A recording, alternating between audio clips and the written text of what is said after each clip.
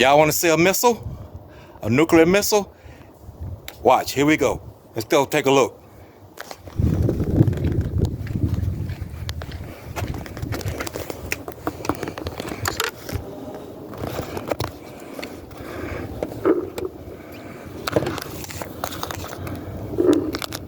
Can you see it?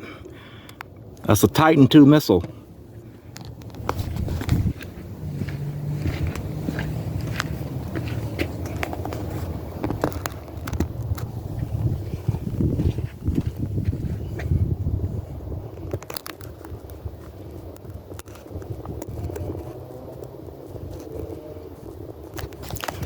I don't know how the video turned out, but that's it. Maybe I can get a better view over here. I don't know. Let's try that. I don't know if I can see it. Can you see it? Okay. There it is.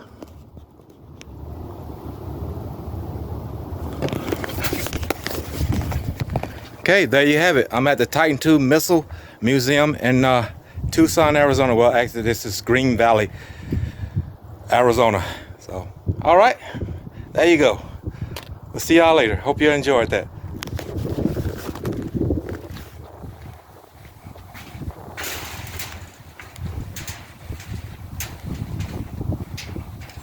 And we are out here in the middle of the desert. Just desert. Look at those mountains in the background. It's beautiful. We don't have anything like this in Georgia. The North Georgia mountains, but they're nothing like this. So, but yeah.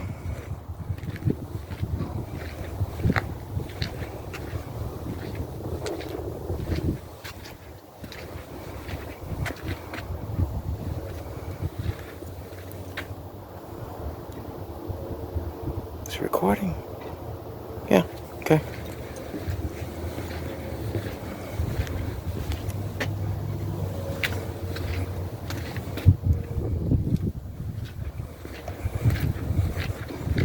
That's quite a view.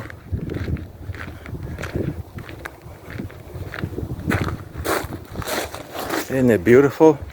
It's hot out here a little bit. Isn't that beautiful? Look at those mountains.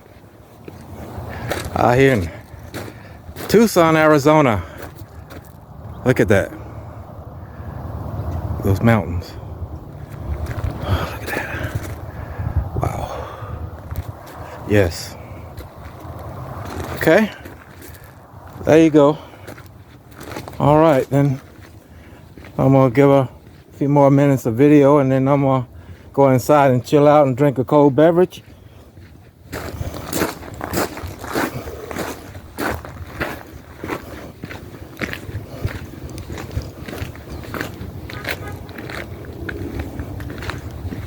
U.S. Air Force, United States Air Force. That's the missile silo over there. All right.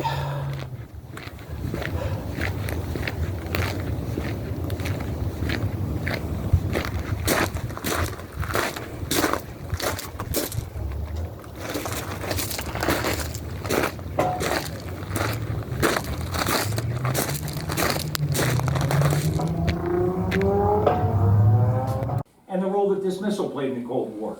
One of the things I want you to be on the lookout for is that huge tan structure out there. That's our silo closure door. It protects the silo and the missile that's in the silo. You're going to see that door opening in the video. Pay attention to it, and we'll talk about it when we get outside. When we're all finished with the video and our brief discussion outside, we're going to come down this access portal. You're going to enter and leave the same way the crew would have. You're going to come down these 55 steps, and I promise you on the way back up, it'll feel like 155.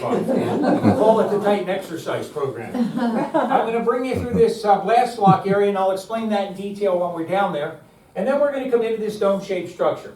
Crew's quarters up here, heavy equipment room down below, and the command center right there in the middle. We're going to spend most of our time in the command center. You're going to learn everything you wanted to know about this missile and this crew. You're also going to learn how deadly this missile would have been had it ever been launched. And then two of you will help me launch it. And we're going to come all the way back down here, down this long cableway, and we're going to double check to make sure that that missile is still in the silo. All right, folks, if you have a phone, please put it on silent or quiet or off. If you're taking pictures, two conditions. Number one, take them as you go. And what I mean by that is, if we're in the command center, take your pictures. Don't wait until I say, okay, let's head on down to the silo, and then I got 15 people standing there taking pictures all over the place. Because we'll have another tour right on our heels. So we got to move along fairly quickly. And lastly, and most importantly, please do not take any pictures of anything that's classified. Nothing's classified. All right, put the video out of the way. Don't take a picture of And then we'll have some fun.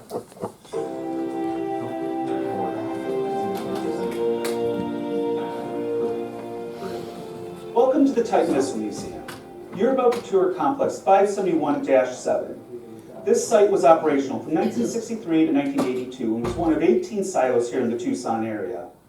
Before going on the tour, we're going to watch a brief video explaining the Cold War and the part that the Titan II intercontinental ballistic missile played in it. The Cold War developed in the late 1940s after World War II, when distrust rose between the United States and the Soviet Union. These former allies were now in a geopolitical fight for global influence. A key part of the Cold War was an arms race between the world's two superpowers. The focal point of the battle for military superiority was nuclear weapons and the means to deliver them. Both sides developed what became known as a nuclear triad, which is an integrated system of delivering these destructive payloads by air, sea, and land. This meant strategic bombers in the air, submarine-launched ballistic missiles from the sea, and land-based intercontinental ballistic missiles known as ICBMs.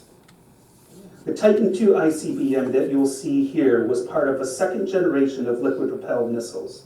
The Titan II carried the W-53, a 9-megaton thermonuclear warhead equaling 9 million tons of TNT. For comparison, in World War II, the Allies dropped 3.4 million tons of bombs. Each W-53 had nearly 3 times that equivalent. These weapons are city busters, doomsday devices with world-ending destructive capability. There were 54 Titan II missile sites assigned to 3 active strategic missile wings. There was the 308th Wing near Little Rock, Arkansas, the 381st Wing near Wichita, Kansas, and the 390th Strategic Missile Wing here in southern Arizona. Each wing was made up of 18 silos. A wing was composed of 2 squadrons, each equipped with 9 missile silos. Assigned to the 390th were the 570th and 571st Strategic Missile Squadrons. This silo was assigned to the 571st Squadron. Each silo was in operation 24 hours a day, 365 days a year by a crew of 4, 2 officers and 2 enlisted personnel. Crews were assigned to their silos with 24-hour shifts called alerts. The Titan II missiles sitting in their hardened protected silos with their ability to launch in less than a minute were a credible threat of a retaliatory or second strike against a preemptive nuclear attack. This meant that an aggressor could not expect that a first strike would destroy all the opponent's nuclear strike capability. The aggressor would in return be devastated in a second strike. This is known as mutually assured destruction. If one side launches, then the other will respond, at least as forcefully, ensuring that both countries will be annihilated. This concept was also expressed as peace through deterrence. The theory is that since neither side could win a nuclear war, that neither side would start one.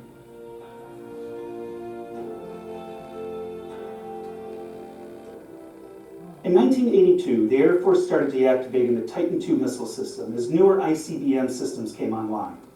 The 390th was the first wing to be deactivated. 5 years later, in 1987, the last Titan IIs were deactivated, 24 years after the missile's initial development and deployment. The Cold War continued until 1991, when the Soviet Union dissolved into its member states. In this sense, peace through deterrence was successful, without either side launching a nuclear strike.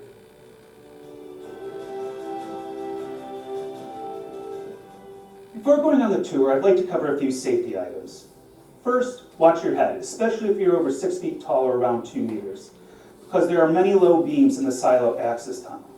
Secondly, watch your step, especially on the stairs. Keep your eye out for any desert critters inside and outside of the silo, especially around doors and curbs where they like to hide. If you see one, remain calm, don't touch, back away, and let a staff member know and we'll take care of it. Also, please listen to your tour guide and any instructions they have. Also, save any questions until they say that they're ready for them. And lastly, thank you for visiting this National Historic Landmark, which is a window into the past. All right, folks, just one little comment about that video relating to the desert critters, in case you're not from Arizona. By a desert critter, what we're talking about is a rattlesnake, a large tarantula, giant scorpion, occasional Gila monster. If you see any of those critters outside, I don't want to know anything about it.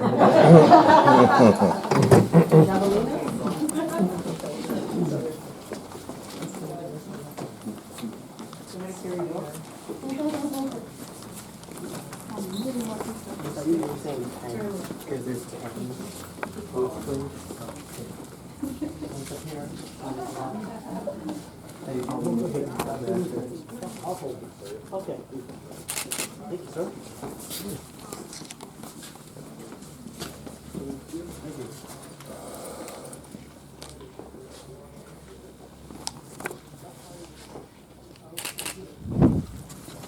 Thank you.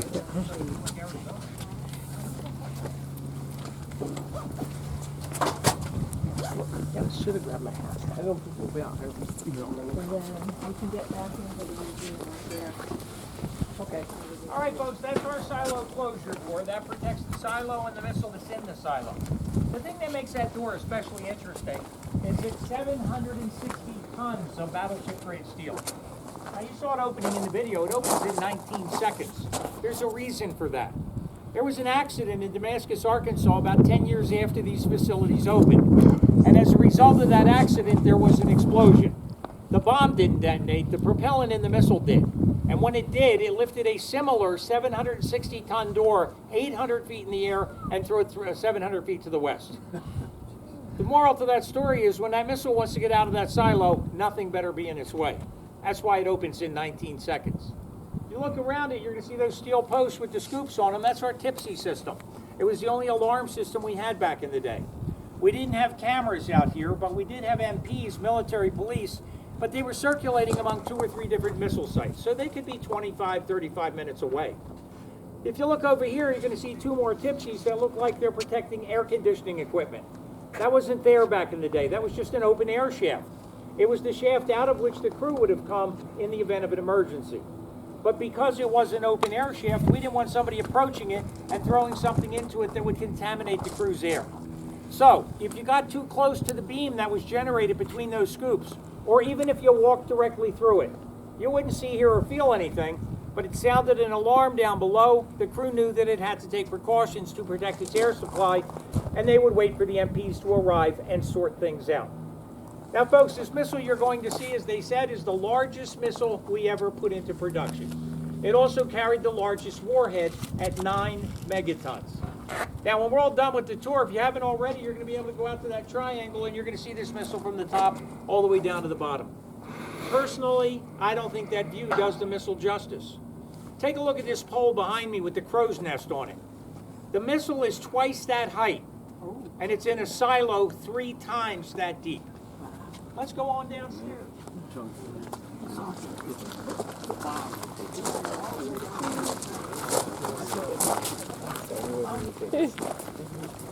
We're going downstairs. Young lady, would you be so kind as to read that white sign with the red letters and read it loud enough so that everybody can hear you? Watch for rattlesnakes. Sure. Here you go. Let's go.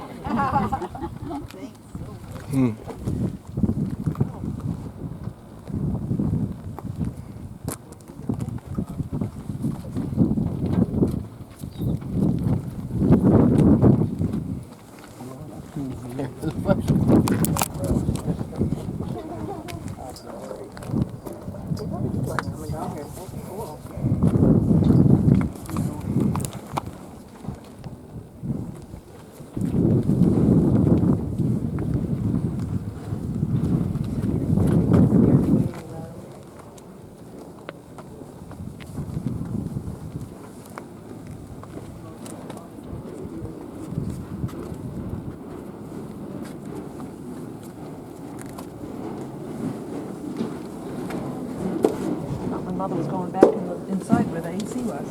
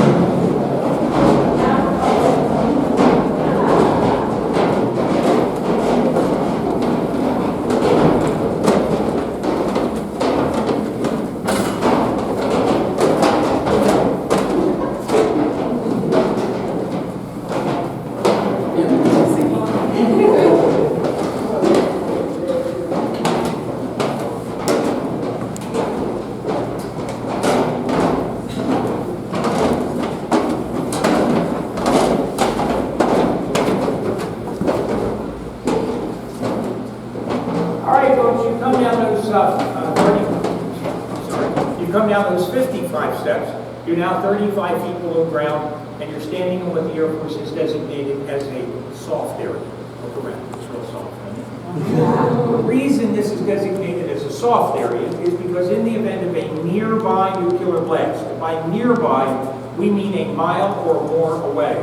In the event of that kind of blast, which will generate a fireball the heat of the sun, about 100 million degrees Fahrenheit, and a shock wave about 30 miles in diameter, all of this concrete and steel out here is going to be pulverized, turned to dust, and sucked up into the air. Now, if that bomb blast lands within a mile, and we're within that mile, the facility is within that mile, we're all toast.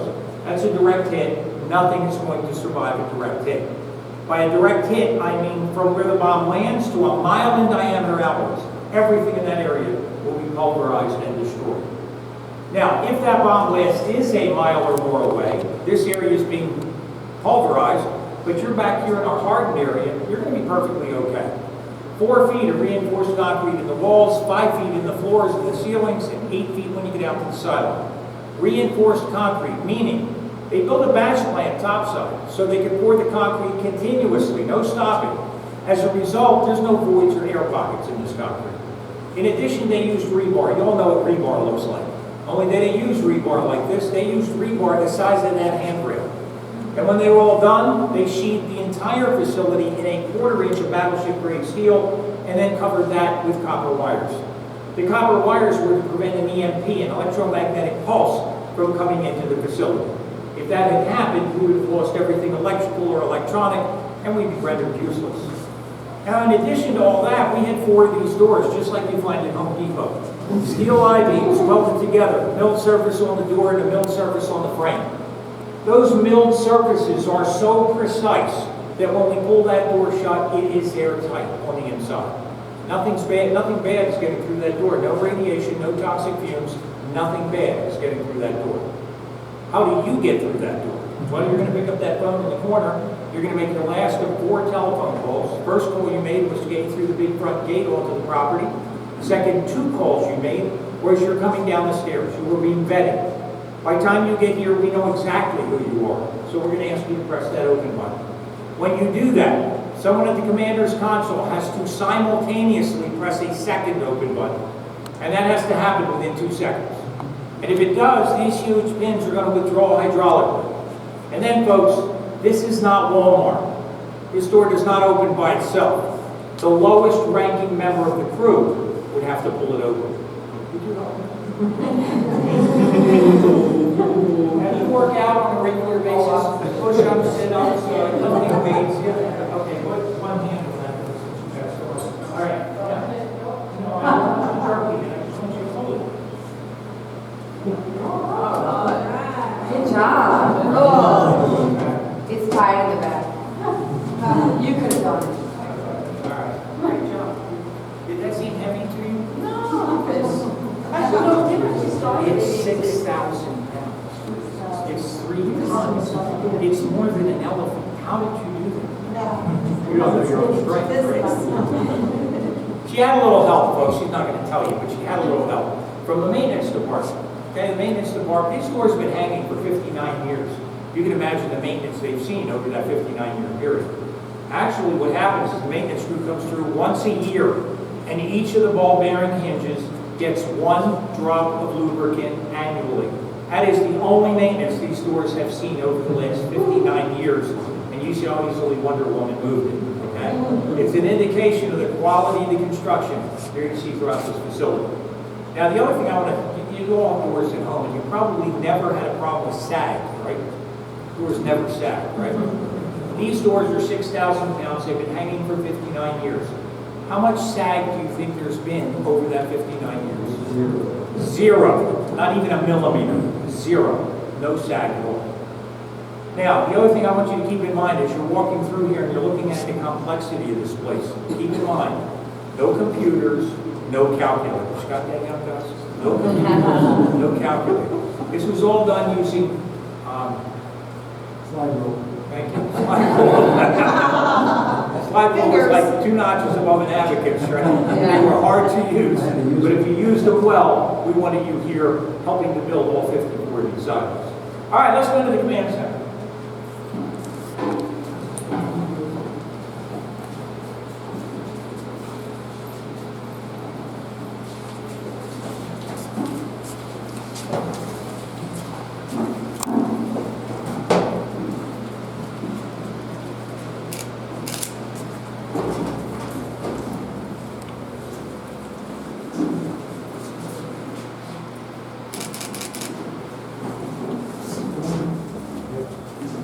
This is here's the boats at home. Look, see if we can get by here.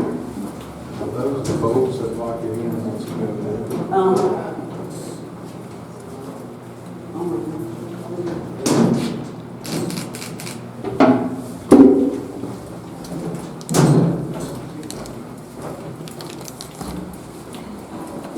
I need a young lady who's not afraid to go up and sit. Any takers? I'm good. Now, I want to tell both of you that you have just violated the first rule of the military. Never volunteer for anything. Sorry, get out of your way. Sorry. Before we talk about this crew, let's talk about this facility. You're now in that dome-shaped structure. Okay, cruise quarters up here, heavy equipment room down below. This is the command center. Let's talk about the cruise quarters. Crew is here for 24-hour stints. They would do 10 24-hour stints per month, which meant they were here about every 3rd day. Okay? When they were here, they had 2 double bunks upstairs, but they rarely slept because they're only here for 24 hours and they were primarily young, so they didn't need to sleep. Okay? They also had a kitchenette, but they rarely cooked, and you know why. You know what happens when you cook? You have to clean up afterwards, right? They didn't want to do that. So they got themselves an ice chest, they loaded it with sandwiches and junk food, and that's what they ate for the 24 hours that they were here. Now, this is the command center. All of this equipment around me is mission critical, meaning we need it to launch our missile. The problem is when the shockwave hits that outside wall, it's going to shake this room so badly that all of this equipment will be destroyed. What did the Air Force do to protect it? Well, when you walked in here, you didn't realize it, but you crossed over a little hump. That little hump covers a 12-inch void. That 12-inch void goes all the way around this circular room. Now that can only mean one thing, right? The floor is not attached to the wall anywhere. You're all floating right now. You're floating on these little springs. There's 8 of them around the room. Now the reason for that is when the shockwave hits that outside wall, it's going to shake it like crazy, but we don't care because in here we can go as much as 18 inches up and down and as much as 12 inches side to side, and you are not going to feel a thing. When that missile takes off 250 feet down that way, you're not going to see it, hear it, or feel it. That's how well shock isolated you are. All right, you're here with somebody today, right? Where's your crew? All right, you do realize, folks, that from henceforth you will be referred to as the commander. Is that any different than yesterday? No different than yesterday? All right, Commander. You're in charge of this entire facility. You're in charge of the crew. You're in charge of all the maintenance and security people. You're in charge of all the VIP guests. And you're in charge of the missile and a 9-megaton thermonuclear device. You're okay with all that, right? Piece of cake, all right? You can't wait to turn the cake, all right? Now, you didn't have to do this all by yourself because you had a very brilliant and competent deputy commander. That's true, isn't it? Okay. I made it through COVID as a nurse. Well, there you go. You are in charge of all, you had a lot of jobs. First of all, you're in charge of all this radio equipment. You had 4 different radio systems, 7 different antenna systems, some above the ground, some below the ground. But you knew exactly when, where, and how to use it all. And in a few minutes, I'll ask you to explain all that to the folks, okay? Now, you're also the communications expert, probably the most important job you have. We didn't have radio or TV down here, folks, and we certainly didn't have people knocking on the doors delivering messages. All of the messages came over these walk boxes, and they were coded. So until you decoded them, we had no idea what they meant. You're also the safety officer, and at this point you should be saying, well, wait a minute, what's he do? Well, he's the captain. We know what captains do. Captains, maybe not you, but most captains drink a lot of coffee and smoke a lot of cigarettes, okay? What else do captains do with respect to their crews? Say again? They help them. Help them? Come on, you know you want to boss them around, right? You want to boss them around. Well, this is the Air Force, so we're the most genteel branch of the military. We do not boss people around down here. We delegate, okay? Remember the D word. I'm going to call on you for that D word later on. Delegate, okay? Don't forget it. All right, now you're the safety officer, so you're going to take the names of everybody down here, and you're going to write them down on that locator board.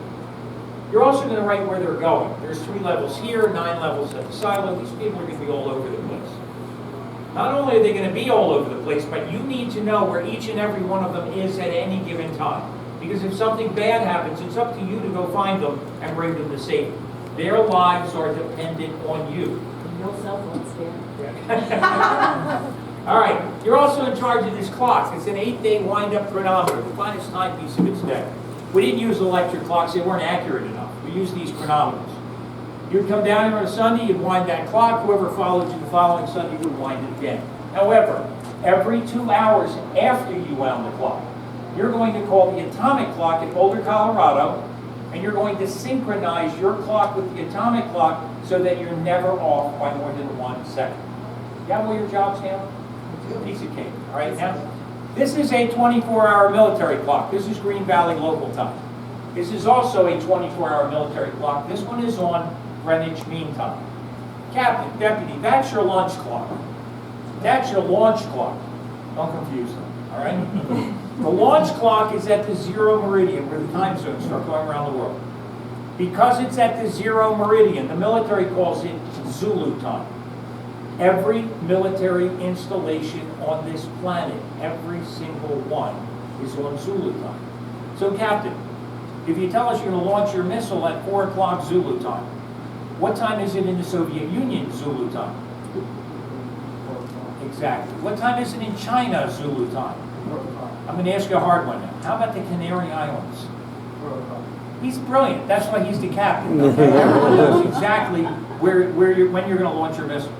All right, now I want to take you back, both of you, back to 1963, and I know neither of you are old enough to remember back that far. So use your imaginations and your critical minds. 1963, we had 2 people sitting in these seats that had the power and the authority to annihilate several cities on this planet. How old do you think they should have been? Don't tell me what you think they thought they were. How old do you think they should have been to have that kind of unprecedented power and authority? 25? You said shut up. I know they're only 18. What are you, 30? 30, I like that answer. It's wrong, but I like it, okay? The captain and the deputy were between 20 and 25. The enlisted people were between 18 and 22. These were extremely young crews with a lot of extraordinary responsibility. Let me ask you a question. 1963, would you even be sitting in that seat? And don't tell me you weren't old enough and you hadn't been born yet. Why else might you not be sitting in that seat? Because you're a girl. Girls weren't allowed down here in 1963. This was an all-boys club. No women allowed. Okay? That was the case for 17 years until Congress passed a law. It literally took an act of Congress. Congress passed a law in 1977 that said women could serve in designated combat positions in the military. They obviously had served in the military before as nurses or whatever, but not in designated combat positions. This was the first designated combat position for women in the military. So after 1978, it was not unusual to see women in any of these 4 crew positions. It was also not unusual to see all female crews. Times were really changing. But we had a couple of 18-year-olds down here. 18-year-olds. Now, I want you to think back to how useless you were when you were 18. We had 2 of them down here. 2 of them in this nuclear launch facility. What use could they possibly serve? Well, the first one was the MFT, the Missile Facilities Technician. That young person came to us at 18, spent a year in missile school, and then was assigned to one of these facilities. Heating, cooling, lighting, hydraulics, pneumatics. The missile had to be kept at 60 degrees Fahrenheit. If it was not, the fuel in the missile would burn off. Not a good thing. But some 18 to 19-year-old was managing all of that extremely well. The 4th person on the crew was the BMAC, the Ballistic Missile Analyst Technician. Okay, that person came to us at 18, spent a year in missile school in an intense study of Air Force electronics and missile electronics. The end of the year, the BMAT knew everything there was to know about the missile. If you, Captain, if you turned a key, pressed a button, or flipped a switch and something didn't happen, the BMAT had to explain to you why it didn't happen and how to fix it. Now understand, when he's ordered to launch this missile, he only has 3 minutes to do it. That did not give the BMAT a whole lot of time to say, gee, I've never seen this before, let me go find a book and see if I can find the answer. Not good enough. They needed to know the answers. And they went to missile school, so they did. Missile school takes a bad rap because it's a year. You know, 1 year. I went to 4 years of college. I must be so much more intelligent than any of those people that just went to school for a year, right? I need somebody who went to college that I can pick on. Okay? When you were in college, pick a course, any course at all. What was the lowest numerical score, 0 to 100, that you could have achieved in that course and still have passed it? 60. I'm sorry? 60? 60? Okay, that's pretty reasonable. 60. Now I'm not going to talk about him, I'm going to talk about his friends, all right? All of his friends could go out partying every night. Every night. They could come back in groggy as all get out. As long as they got 60s on their test, they were fine. They're going to pass the course, they're going to move along, and they're going to graduate. Now I'm not talking about you. I know you don't even know what a 60 looks like. Okay? And if you do, take the Fifth Amendment. All right? Missile school was a little different. From the time you started to the year that you finished, everything you did was graded. And every single grade had to be a 96 or better. I'm not talking about an APR or a GPR, for a grade point average. I'm talking about every single thing you did had to be a 96 or better. Captain, you had 10 in a row. Remember, you went out last night, you were partying, you came in this morning, you're a little groggy, you take the test, you got a 95. What do you think's going to happen? Bye, see ya. Go do something else. Okay? There were no second tests, there were no, oops, I made a mistake, let me fix it. You were out. Only 4 out of 40 graduated missile school. That's a far cry lower than people who graduate from college. These were really special people. This is why Homer Simpson worked in a power plant and not in the field. He didn't want the Homer Simpsons down here. Now, did you have any fun down here? Sir, can you turn around and read me what it says on that beam behind you there? No smoking beyond. At that point, what is that? Thank you. What is that? If you know. Do you know what that is? It's an ashtray, yeah. Never used one, but you know what it is. So you couldn't smoke beyond that point. But in 1962, 63, all 4 crew members, all 15 to 20 maintenance and security people, all the VIP guests were in this space smoking more than 3 to 4 packs a day. And Captain, if you came down here and you didn't smoke, we gave you 2 weeks. And then you were smoking 3 to 4 packs a day. This was very, very environmentally unfriendly back then. Fortunately, it only lasted for a couple of years, and then they cleaned it up, cleaned the air out. All right, but we're back then now, and you've got a smoke-filled room, which you had not anticipated. But you want to launch missiles. How many targets did you have? 3. And what was your designated target? 2. Spoken like the true captain that you are. Now, Deputy, you're also a first lieutenant. So, Lieutenant, Captain, would either of you have known the physical location of Target 2 in 1963, yes or no? Yes or no? Yes. Yes or no? No. No. I told you he was brilliant, right? No, you wouldn't have known where they were because they were classified. Okay? Now, even though they were classified and you didn't know where they were, if I ordered you to annihilate that target, you would have, right? You're Air Force officers, you're going to follow orders. Nobody down here knew where these targets were. Nobody. Not just here, but 3 levels up, nobody knew where the targets were. The only people that knew where these targets were people in the upper echelons of the Defense Department. Okay? Not only were they classified then, they are still classified today. Listen carefully. Okay? We still don't know where Target 2 is, was, or might be. So don't be one of those people after the tour that says, do you know what the target was? No, we don't know, and we probably never will. There were a lot of reasons for that, Captain. If I ordered you to launch this missile, I expected a 2-word response. What do you think that was? Sir. Exactly. I did not expect you to say, well, wait a minute, my great Aunt Tilly lives there, and she makes great pies. We didn't care. Now, don't turn around, don't look at those people behind you. But if they happen to be in the Target 2 area, and you knew they were in the target 2 area, might that cause you some hesitation in turning the key? Yes. Of course, thank you. He's a keeper, all right? You'd be amazed at how many people sit in this chair and say, no, I blow him to smithereens. Very good, very reasonable. And that's one of the reasons we didn't want you to know, okay? One of the reasons they were classified. We didn't want you to know what, like, can I tell you, hey, by the way, I want you to annihilate target 2, and by the way, your family's there. You know, it would be that crazy to do that. No one would launch the missile. Well, maybe a few nuts, but most of them would not launch the missile. All right, so that's why, that was one of the reasons it was classified. We didn't want you to have any information that would compromise your ability to turn that key when you were ordered to do so. All right, now, in spite of all that, you had, you knew what was going to happen even though you didn't know where the target was, because here it says, it's fancy. You're going to open it up to a blank page, and you're going to start writing down the 41 alphanumeric characters that he's reading off to you and that you will ultimately decode. When he's all done, he's going to say, and I repeat the message. And at that point, you two exchange books. And while he's repeating that message, you're checking the captain's work, captain's checking your work. You want to make sure that it's right. Now, Captain, your lieutenant has just looked at you and said, this is a launch order. Is there anything either of you think you should do before you annihilate target 2? Check, you get into that. Let me ask you a question. You know that order was supposed to have come from the president, right? Do you know for a fact that it did? No. So what do you need to do? Check it. You need to verify, check it, double check it, do whatever you need to do. Make sure it's from the president. Now, there's a very easy way to do that. You're going to go over to that safe. There's an emergency war order safe there, the red safe.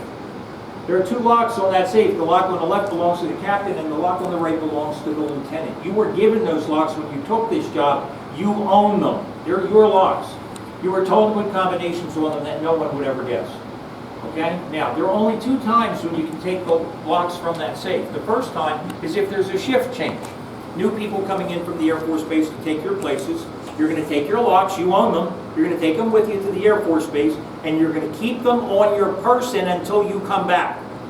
If you lose the lock, you're going to Leavenworth for a really long time. All right? The second time you can remove the lock is if you have a launch order, and we now do. In the safe are the keys. Of course, we've taken them out and placed them in our consoles because that's convenient for us. But normally speaking, they'd be in the safe. In addition to approximately 45 of these verification cards.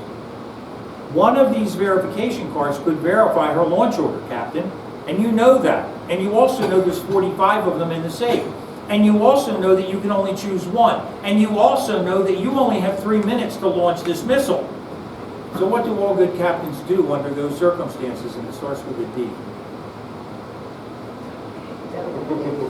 Delegate. There you go. That's right, you're the captain.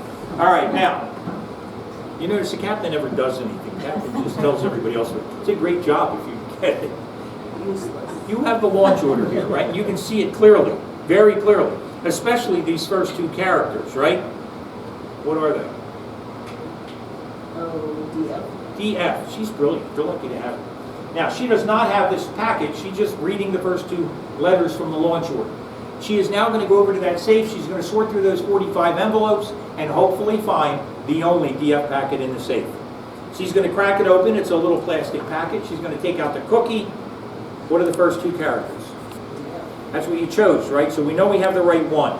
If all of these characters match the first line of your launch order, what do you think that means? It's been verified. It's been verified, you're good to go, and you have a verified code. What are you going to do with the code? Hold that thought. This is a cross-section of a valve on the propellant line of the missile. In the old days, it was very simple to launch a missile. All you had to do was open the fuel line and allow the fuel to go to the combustion chamber. You would then open the oxidizer line and allow the oxidizer to go to the combustion chamber. That's all you needed to do. Those 2 chemicals are what we call hypergolic, which means as soon as they come together in the combustion chamber, they're going to explode violently. Violently enough to lift that missile out of the silo and send it on its way. 10 years later, the Air Force said, it's too easy to launch a missile. I'm hoping you figured that out in about 20 seconds, all right? But they decided at that point that they're going to put an electronic lock on one of the propellant lines. every missile now has this lock on it. It's called the failsafe. You cannot launch this missile until you can unlock the lock. There is only one way to unlock the lock because it doesn't take a key. It takes a code. Gee, where's that code? Who has that code? Where's the code? Who has it? You, okay? You're going to read it off to the captain. Captain's going to read it off to the BMAT. BMAT's going to plug it in, and you're going to get a launch-enabled light on your panel. That means the missile is unlocked, and it's ready to be launched. But we're a retaliatory site. Why in the world did we get a launch order? We're under attack. We've got incoming, okay? You're good Americans, you're good Air Force officers. Are you ready to respond? Of course you are. All right, now, put your left hands on the keys. Don't turn them yet. Just put your left hands on the keys. Captain, I need a very authoritative countdown from you. I need a 3, 2, 1, launch. Don't forget the word launch. On the word launch, you're going to turn your keys clockwise to the right, and you're going to hold them until I tell you to let go. Got it? Captain. 3, 2, 1, launch. Okay, sit back, have a cup of coffee and a smoke, not you. Should we make sure? You have started a process you cannot stop, okay? But Captain, the President's on the phone, he wants to talk to you. Captain, I made a terrible mistake. You have 2 words for the President. Sorry, sir. You have a light here that says batteries activated. For the first time, the 2 batteries on the missile are being force-fed electrolytes. That's going to take 28 seconds. At the end of that 28 seconds, you can see an APS light, alternate power system. The missile is saying, guys, that silo sucks. That's that huge door passing through the tipsy system saying the silo is open for business. You're going to see a guidance go light. Guidance go means the missile is checking with the guidance system there. It says, I know where I am, so I know where I'm going. There's only one thing left for this missile to do, and that is to fire into 58 seconds from the time you turn those keys to the time this 330,000-pound missile lifts itself out of the silo, it's going to travel some 6,300 miles. It's only going to take 30 to 35 minutes because it's traveling at 18,000 miles an hour. And target 2 will be obliterated from the face of the earth. Good job, folks. Would you tell me what it says in red at the bottom of that card? I turned the launch key. I sure launch. And you killed 12 million people and annihilated a city in the Soviet Union. Good job. Good day for Air Force officers. The one thing I want to point out, folks, is once they turn those keys, there is no oops button. Once they turn those keys, the missile is on its way and it is unstoppable. Now, I'm not going to hold anything against these 2 fine people. They seem like fine people, even though I don't know them. But I do not want the rest of you going home thinking they killed 12 million people. We can prove to you, hopefully, that they did not. We're going to go down to the silo and make sure that missile's still there. All right, let's head on down to the silo. Generator, if they use that, let's assume there's everything's going on with the whole fan, they can have a generator on, but that's only going to give them 3 days. That means that if you're down here for 19 days, 16 of those days you're in the water. It's not fun. No, I think you did launch. What do you do once you launch? Well, you've got 19 days of air left down there. Assuming it's only the crew of 4, this group, we have far less than that. So if it's only the crew of 4, you have 19 days of air. And you're not going to rush outside when there's radiation out there. You don't want to, radiation will dissipate on a daily basis. It's not going to be radar daylight. You want to try to get what's the physical damage. Okay? Then you have to make a choice. You can lie down and go to sleep and never wake up again. There's sunlight will come and go. Or you can climb through a 36-inch pipe through the air shaft, climb the air shaft 40 hand-over-hand runs, push on the lid, hope it's not covered with debris, and if you can get out, then you walk 20 miles to the nearest mountain range to see if you can find any of the life. And if you got out, then you got it down and no radiation, all you can, blows on your back, so you left over a little more than you had in front of the first time. God knows what you're going to do. Need your choice. Any other questions?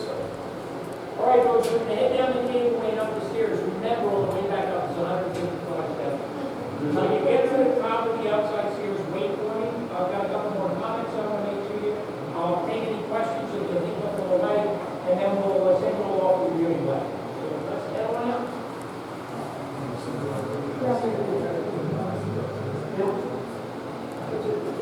Yeah, that way.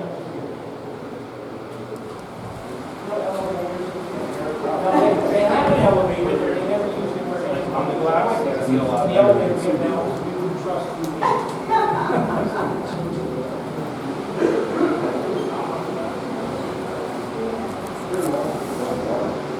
Yes, yeah, we've got 10,000 gallons of water underneath. The engine's fire creates steam, it absorbs a lot of vibration and noise, and helps the missile get out of the side. Okay, so in terms of, all right.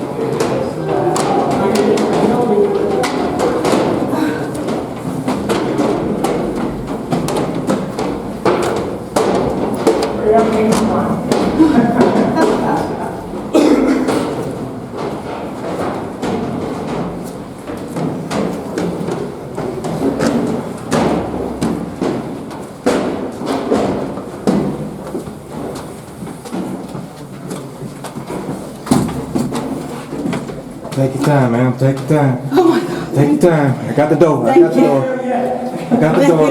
You're welcome. You got the door? I got the door. Take your time. You realize how much out of shape you are.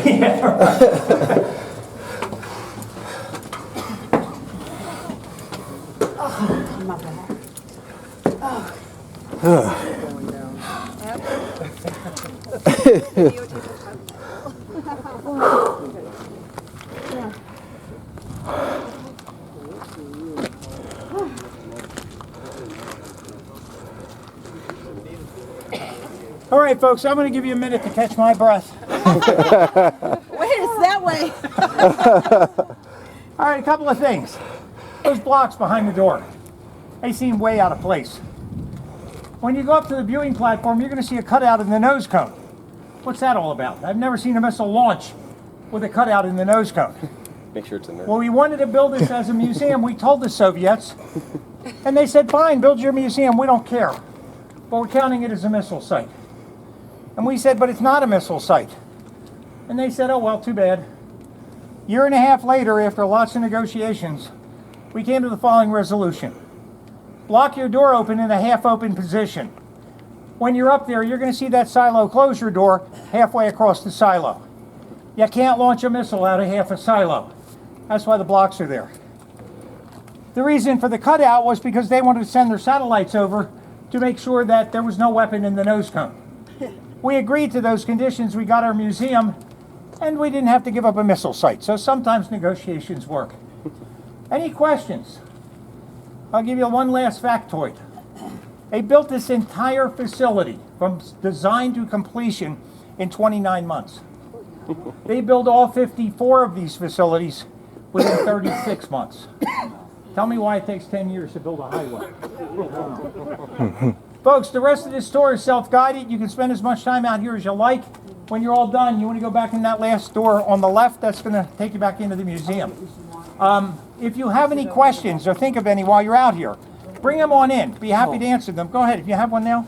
Was there ever a close call like Here, no. But in this system? In the system, yeah. Yeah. Okay. Yeah. Well, I just assume with human beings. Yep, absolutely. The closest call was we had installed a new radar system, and there was a full moon, and somehow, some way, that full moon and the radar system didn't like each other or something. But the Soviets saw a glitch, a flash, and they said, "The United States has launched, launch back." And the guy who was in charge said, "No, I don't think they launched." And he said, "Yes, they did. They launched the missiles." And he said, "No, I'm not going to do that." He said, "Why would they fire one missile? If they were going to fire against us, they'd fire all of them, not just one." And I went back and forth for about a half an hour. A guy by the name of General Petrov was in charge. Petrov is a hero in Russia today, because if he had listened to the upper echelon people, he would have fired the missiles and we would have been in World War III. So it had, and that's the other reason why I always think people say, "Well, we should put computers in charge." No, never. Is this the only museum of these, or is there other ones? Well, the only other one that when we built this, the Soviets decided they were going to build one too. But you can't go visit it right now. It's not in great territory. They built it in the Ukraine. Oh. Interesting. Do you ever work in one of these? No, I'm just a poor, humble civilian. I paid a lot of taxes to help pay for it all. Thank you so much. Thank you, guys. Thank you. Appreciate it. Thank you. Enjoy the rest of your afternoon. So there was a glitch. So it's funny because somebody asked me the other day, did they ever do studies with the cigarette smoking? Not that I'm aware of. I'm looking it up.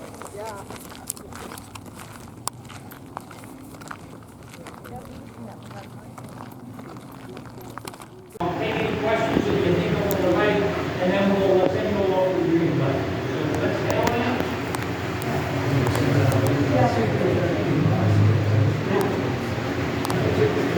Yes, that way.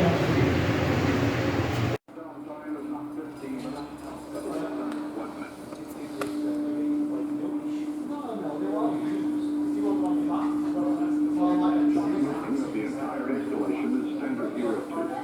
Titan II would be a #1 enemy objective. Life in the claustrophobic capsule is a far cry from the soaring cabin of an 8-jet bomber. But the responsibility is the same. Motivation of the combat crews is the same. Training is every bit as intense as anywhere else in SAC. Attention crew, we have a valid launch order at this time. Would you acknowledge, please? Roger, Deputy. Sabine, MFD. Deputy, at this time you verify that all personnel are clear of the silo area. Roger, Commander. Verifying that all personnel are clear of silo area. Roger. We have a launch enable light at this time. Our batteries activated, lighted.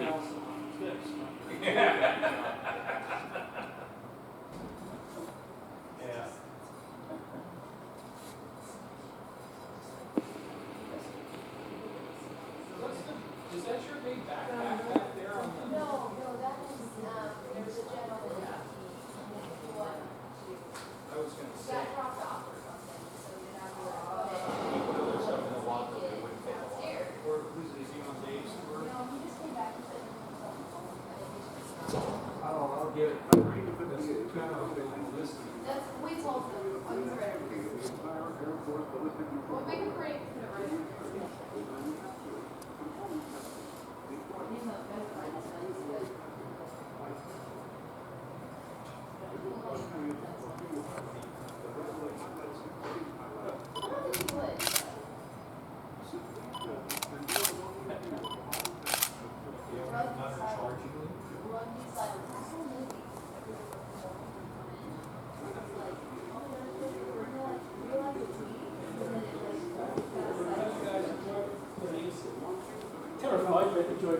Yes.